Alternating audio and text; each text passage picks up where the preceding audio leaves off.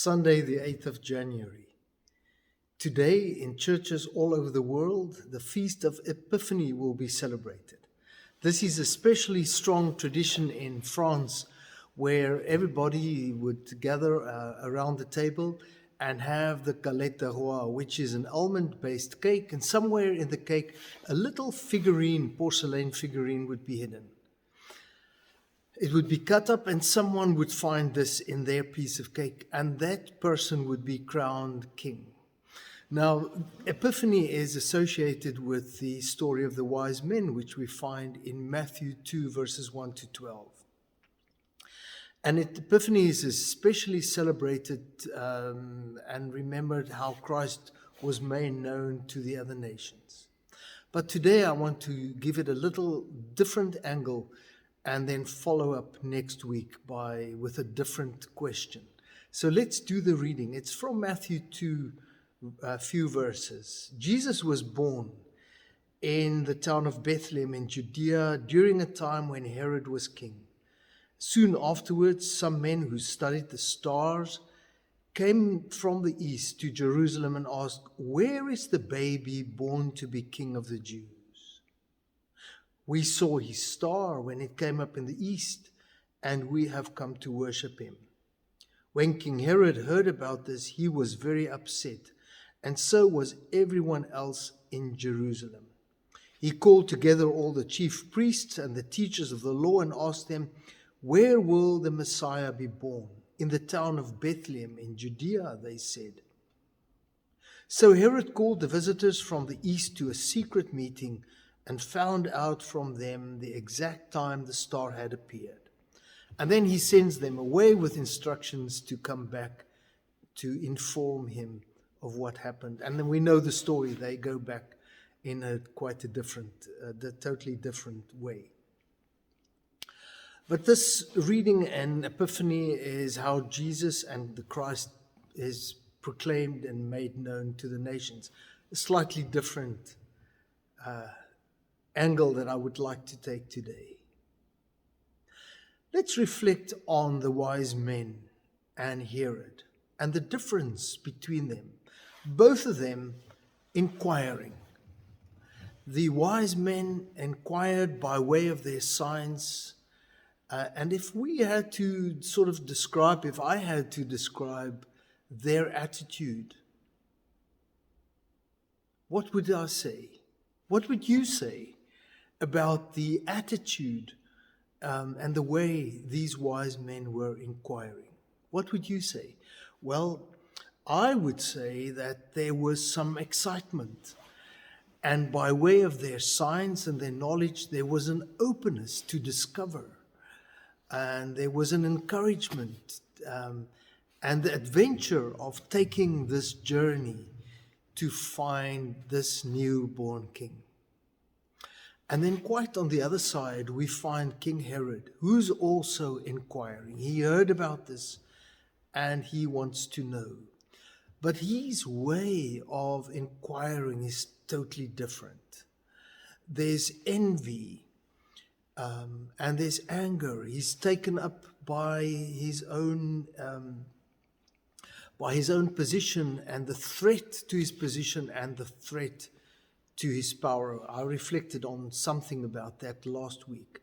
But there's, between the wise men on the one side and King Herod on the other side, there's a total different attitude of why they inquire. The one is to find truth, meaningful truth, something that is really worthwhile. While on the other hand, King Herod's inquiry is to sustain his own life and his own position. The one is light and beautiful, the other is dark. What is the difference? In King Herod's life, he is God. In the wise men's perspective and their view of life, they're not God. There's someone bigger. Whether they perceive Jesus as God or not, that's not the question. But they're open and they want to explore and find some truth. And they do that. It's the gifts that they bring him acknowledges that the beauty of what happens there, in contrast with Herod.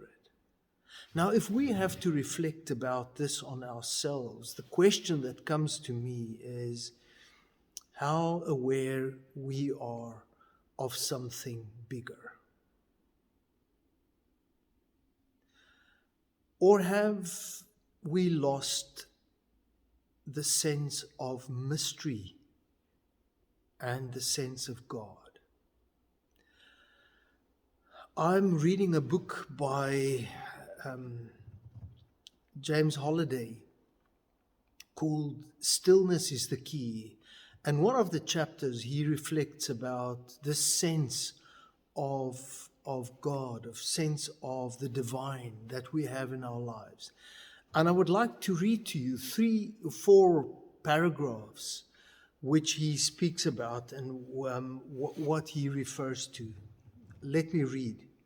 He says, in his 1978 commencement address to the students of Harvard, Alexander Solzhenitsyn spoke of a modern world where all countries, capitalist and communist alike, have been pervaded by a despiritualized and irreligious humanist consciousness. It's a lot of big words, but what he actually says is that the world has become irreligious. There's no more sense of God. It's despiritualized. But he continues, he says, to such consciousness, this consciousness of despiritualized and irreligious humanistic consciousness, man is the touchstone in judging everything on earth. Imperfect man, who is never free of pride, self-interest, envy, vanity, and dozens of other defects. We are now experiencing the consequences of mistakes which had not been noticed at the beginning of the journey. On the way from the Renaissance to our days, we have enriched our experience, but we have lost the concept of a supreme, complete entity, which used to restrain our passions and our irresponsibility. We have placed too much hope in political and social reforms, only to find out that we were being deprived of our most precious possession, our spiritual life. Realism is important. Pragmatism and scientism and skepticism are too. They all have their place, but still you have to believe in something. You just have to, or else everything is empty and cold. There ends the quote. Touching words from a very wise man, a man who suffered. And he says, there's got to be something. And today, my question to myself, to all of us, is about our awareness of God.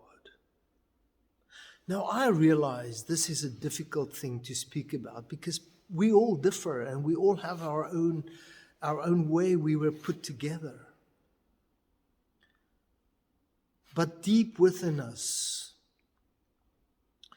there is or there is not a sense of God. And in the busyness and all the technology we have in our lives, it has indeed, as Alexander Solzhenitsyn says, it has gone. How do we regain that? that could be a very long discussion, which I don't want to engage in today, but we can start somewhere. And I invite you just to take some time to be still.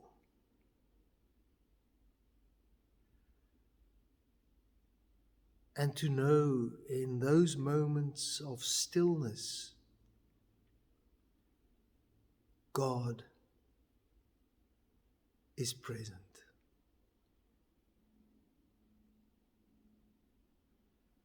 in your life and in my life.